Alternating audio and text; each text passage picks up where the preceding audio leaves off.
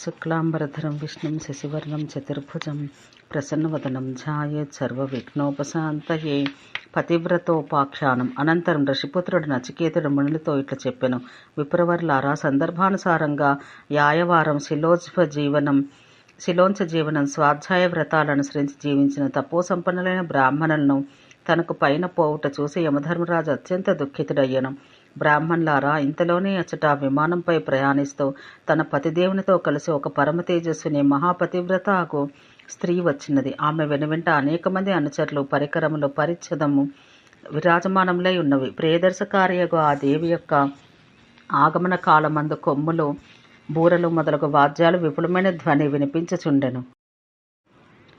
కేవలం బ్రతికి ఉండుట చేతనే అనుగ్రహవంతురాలైన ఆ పతివ్రత స్త్రీమణికి ధర్మంపై సంపూర్ణ అవగాహన కలదు. ఆమె యొక్క పూర్ణ ప్రయాణమందు యమధర్మరాజు యొక్క హితం కలదిగా ఉండును. ఈ విధమైన సాధన సంపత్తుల గల ఆ శుభాంగన విమానంపై కూర్చుని ఉన్నంతనే యమునికి తపస్వలుడై జనించిన ఈర్ష్య అనేక వ్యతిరేక భావములు కలిగి వారిచే పూజితురాలై ఘన మేఘావృతమగ ఆకాశమందు మెరుపుతీగవలే అదృశ్యురాలయ్యను. ఆ సమయాన యమధర్మరాజు చేత సుపూజితురాలైన ఆ పతివ్రత శిఖామణిని చూసి నారదుడు ఇట్లా ప్రశ్నించను. అర్కనందన, నీ చేత అర్చితురాలైన పిమ్మట హితకరమైన మాటలు చెప్పిన తర్వాత ఇక్కడి నుండి వెడలిపోయిన స్త్రీలలో సర్వోత్తమమైన ఆ స్త్రీ ఎవరు? ఆమె పరమభాగ్యశాలిని అని తెలియచున్నది. ఆమె రూపం మహాదివ్యవంతమైనది. అనుపమగు భాగ్యం చేత శోభావంతురాలైన ఆ స్త్రీని గురించిన రహస్యం నీ వల్ల వినగోరుతున్నాను. అందుకు కారణమేమన నా మనస్సందు ఆ మేడ మహాశ్చర్యం కలుగుతున్నది. ఆ కారణం చేత అందుకు గల హేతువులను మీ నుంచి తెలుసుకుని కోరుచున్నాను. యమధర్మరాజు ఇట్లు చెప్పాను. దేవర్షి, నేను ఏ మహాస్త్రీని పూజించితినో ఆమె కథ పరమసుఖదమైనది. ఆ వృత్తాంతం నీకు విస్తారంగా వివరిస్తాను. తండ్రి, పూర్వకల్పమందుల కృతయుగమందు జరిగిన వృత్తాంతం నిమి అను పేరు గల ప్రసిద్ధుడైన మహా తేజస్వి సత్యవంతుడు ప్రజానురంగ పరిపాలకుడు అగు ఒక రాజు కలడు. ఆయనకు ఒక పుత్రుడుండెను. అతడి పేరు మిథి.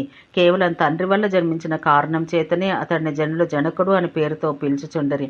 అతడి భార్య మహాసుందరి అగు రూపవతి అను పేరు గల గుణవతి. ఆమె నిరంతరం తన భర్త హితం కోరుటయందే తత్పరురాలై ఉండెను. భర్త ఆజ్ఞలు పాటించుట, అతడు ఎందు నిరంతర శ్రద్ధాభక్తులు కలిగి ఉండుట, అట్లే శుభకర్మలందు నిమగ్నరాలై ఉండుట ఆమెకు స్వాభావిక గుణములుగా ఉండెను. తన స్వామి వచనాలు అనుసరించి ఎంతో ప్రశాంత చిత్తురాలై వెనువెంటనే అతడు ఆదేశించిన కార్యములందు తత్పరురాలై ఉండెను. మిథి మహారాజు కూడా గొప్ప తపస్వి, సత్య సమర్థకుడు.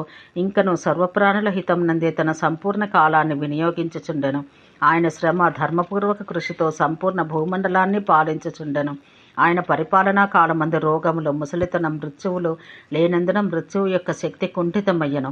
పరమతేజోవంతుడైన ఆ నరేశుని రాజ్యమందు దేవతలు సకాలమందు వర్షమును కురిపించుచుండరి. ఆయన రాజ్యమందు దుఃఖవంతుడు, మరణాసన్న కాలం సమీపించిన వాడు, వ్యాధిగ్రస్తుడు, దరిద్రం చే పీడించబడిన వాడు వ్యక్తి చూచుటకైనా కనిపించక ఉండరి. మహర్షి, చాలా కాలం ఈ విధంగా జరిగిన తర్వాత ఒకనాడు ఆయన భార్య రూపవతి నమ్రతాపూర్వకమైన పలుకులతో భర్తతో, రాజా, మన సంపత్తంతయు భృత్యులు, బ్రాహ్మణులు, పరిజనుల యొక్క సుఖమునకై ఏర్పాట్లు చేయుటలో నెమ్మదిగా సమాప్తమగుచున్నది. ప్రస్తుతం మన కోశాగారమందు కొద్దిపాటి అవశేష ధనమును లేదు. ఎక్కువగా చెప్పుట ఎందుకు, ప్రస్తుతం మన భోజనం కొరకు కూడా ఏర్పాటు చేయుటకు అవసరమగు ధనం నిండుకొన్నది. మన వద్ద ఇప్పుడు గోధనం, వస్త్రాలు, పాత్రలు కూడా మిగిలిలేవు. మహారాజా, ఇట్టి పరిస్థితిలో నా కర్తవ్యం ఎట్టిదో దయతో తెలియజేయడు. నేను తమ ఆజ్ఞను పాటించు దాసిని కదా అని విన్నవించెను. భార్య మాటలు విన్న మిథి భామిని, నీ ఆలోచనకు విరుద్ధంగా నేనెన్నడూ ఏమీ చెప్పాలనుకోవడం లేదు. అయినను ఒక్క మాట వినుము. 100 సంవత్సరాల పర్యంతం మనము హవిష్య భోజనంపైనే గడుపుతూ కాలం పుచ్చితిమి. ప్రియురాలా, ఇప్పుడు మనం భూమిని తవ్వు సాధనం కట్టెల సహాయం చేతనే వ్యవసాయం చేద్దాము. ఈ విధంగా శ్రమించట చేత జీవనం గడపడం వలన మనకు శుద్ధముగా ధర్మప్రాప్తి కలగగలదు. దీని అందు ఎట్టి సంశయం లేదు. ఇట్లు చేయుటచే మనకు భక్ష్య భోజ్యములకు ఆవశ్యకమగ వస్తు సంభారం లభ్యం కాగలదు. అంతేకాక మన జీవిక కూడా సుఖమయంగా ఉండగలదు అని పలికెను. మిథి మహారాజు ఈ విధంగా చెప్పిన పిదప రాణి రూపవతి, మహారాజా, మీరు మహా యశస్సులకు వారు. మీ సౌధమందు సేవకులు, సూరులకు వీరులు, అశ్వగజములు, లొట్టిపిట్టలు, మహిషములు, కరములు అనేకములు వేల సంఖ్యలో గలవు. మీ ఇచ్ఛానుసారం వీరందరూ కృషి కార్యం చెయ్యలేరా అని ప్రశ్నించను. అంతటా మిథి మహారాజు తన రాణితో, వరానన, నా వద్ద గల సేవకులను ఈ రాజ్యాన్ని రక్షించటందు తమ తమ పనుల్లో నియుక్తులై ఉండరి. ఇంకను అందరూ తమ తమ పనులందు సంలగ్నులై ఉన్నారు. దేవి, మన వద్ద గల సర్వ పశువులు బలిష్టములైన ఎద్దులు, కంచరగాడిదలు, అశ్వములు, గజములు, ఒంటెలు మొదలైనవి కూడా రాజ్యవిధులైన నియుక్తములై ఉన్నవి. శ్రేష్ఠురాల, ఇదే విధంగా ఇనుము, రాగి, ఇత్తడి, బంగారం, వెండి మొదలగు లోహాలతో తయారు చేయబడిన ఉపకరణాలు కూడా రాజ్యకర్మలయందే ఉన్నవి. అందుచేత వాటిని అన్నింటినీ వదిలివేసి ఇప్పుడు మనం ఎచ్చటికైనా పోయి ఉపయుక్తమగ ప్రదేశమందు భూమి, ఇనుము మొదలగు పదార్థాలు అన్వేషించాలి. ఎక్కడైనా ఉపయుక్తముగ భూమి ఒక గుద్దలి లభ్యమైన ఎడల తేలికగా నేను కృషి కార్యం చేయగలను. గుద్దలి అనగా వ్యవసాయానికి ఉపయోగించే ఒక సాధనం అని పలకగా, రూపవతి అను ఆ రాణి, రాజా, నీకు ఇష్టం వచ్చినట్టు వెళ్దాం, నేను కూడా నీ వెంటనే వచ్చేదనని పలికెను. ఈ విధంగా వారిద్దరి మధ్య సంభాషణ జరిగిన తర్వాత మిథి మహారాజు తన సహధర్మచారినితో కలిసి అక్కడి నుండి వెడలిపోయెను. సరిగు స్థానము, క్షేత్రము మొదలగు వారిని అన్వేషిస్తూ వారిద్దరూ పర్యాప్తంగా మార్గాన్ని పరిశీలిస్తూ పోవుచుండరి. అంతటి రాజు ఒక ప్రదేశం వద్ద ఆగి వరవర్ణిని, ఈ క్షేత్రం కళ్యాణప్రదమైనదని అనిపిస్తున్నది. ఇక్కడ నీవు ఆగిపోము, నేను ఇక్కడ గల గడ్డిగాదములను కోయిచుండగా అనంతరం నీవిక్కడ తృణపత్రములను దూరంగా పారవేయిచు శుభ్రం చేయుచుండమని పలికెను. మహాతపస్వి అయిన నారద మహర్షి మిథి రాజు చెప్పిన మాటలు విని నవ్వుచు మృదుమధురమైన పలుకులతో, ప్రభు, ఇక్కడ కేవలం వృక్షాలు, మనోహరములకు వివిధ వర్ణములు గల లతలు మాత్రమే కనిపిస్తున్నవి. అయినను సమీపాన కించిన్ మాత్రం కూడా జలం కనిపించటలేదు. ఇక్కడ వ్యవసాయం చేయటచే హృదయమందు చింతయే మిగులును. అందుకే కృషి కార్యమును మనం ఎట్లా చేయగలము? ఇక్కడకు దగ్గరలో వేగవతి నది ప్రవహిస్తున్నది. ఇక్కడ చెట్టు గలదు. అంతేగాక ఇక్కడ గల భూమి కూడా గులకరాలమయంగా ఉన్నది. ఇట్టి స్థానమందు వ్యవసాయం చేయటచే మనకు ఎట్టి సఫలత లభ్యం కాగలదు అని ప్రశ్నించెను. రూపవతి పలికిన మాటలు విని మిథి మహారాజు మధుర వచనాలతో, ప్రియా, ఇంతకు ముందు వలనే ఇచ్చట కూడా సంపదలు సంగ్రహింపగలదు. చాలా సమీప ప్రాంతమందే జనం లభ్యం కాగలదు. అంతేకాక నలుగురు మనుషులు ఇక్కడ చేరినడలే ఇక్కడ కూడా కించిన్ మాత్రమైనా ఎట్టి కష్టము ఉండదు. మహాదేవి, అటు చూడుము, అది గృహము. అచట ఎట్టి బాధలు కలుగుటకు అవకాశం లేదు అని ఇంత మాత్రం చెప్పిన పిదప రాజు తన భార్యతో కలిసి ఆ క్షేత్రాన్ని శోధించడం మొదలెడను. క్రమంగా సూర్యుడు ఆకాశం మధ్య భాగానికి చేరుకుంటచే ఆ సూర్యుని ఉగ్రమగ ఎండ వ్యాపించగా రాణి దప్పిక చేత మిగుల ప్రయాసనందను. తపస్విని అయిన ఆ వనితకు ఆకలి కూడా బాధింపు మొదలుపెట్టెను. కోమలమైన ఆమె పాదాలు కాలిన రాగిపాత్ర వలె ఎర్రగా కమిలిపోయెను. ఎండ యొక్క వేడిమి చేత వారు మిక్కిలిగా బాధించబడిరి. అంతటి రాణి అత్యంత వ్యధితురాలై పతితో, మహారాజా, నేను ఎండవేడిమి చేత పీడితురాలని దప్పిక వలన వ్యాకులపాటు పొందుతున్నాను. రాజా, దయతో శీఘ్రంగా నాకు జలమిచ్చే ఏర్పాటు కల్పించమని వినతించెను. అంతటి రూపవతి మహారాణి బాధచే దుఃఖంచే అత్యంత సంతృప్తురాలైన కారణం వల్ల తన చైతన్యం కోల్పోయెను. ఆ కారణం చేత ఆమె భూమిపై పడిపోయెను. అట్టి స్థితిలో ఆమె దృష్టిపథం సూర్యునిపై పడినది. భూమిపై పడిపో సమయాన ఆమె మనసున క్రోధం అంకురించింది. అప్పుడే ఆమె దృష్టిపథం స్వతహాగా సూర్యునిపై పడింది. పిమ్మట ఆకాశం నుండి కూడా సూర్యభగవానుడు భయం చేత కంపించదొడగెను. ఆ మహా తేజస్వంతుడకు దేవునికి ఆకాశంను వదిలి ధరాతలంపై వచ్చి వ్యవసుడు కావలసి వచ్చింది. ఈ ప్రకృతి విరుద్ధమైన విషయం చూసి జనక మహారాజు, తేజోవంతుడా, నీవు ఆకాశాన్ని త్యజించి ఇచ్చటకు ఎట్లు చేరుకుంటవి? నీవు మహా తేజస్వంతుడు ఒక దేవుడవు కదా. సర్వ ప్రజలను నీకు అభివాదం చేయుదురు.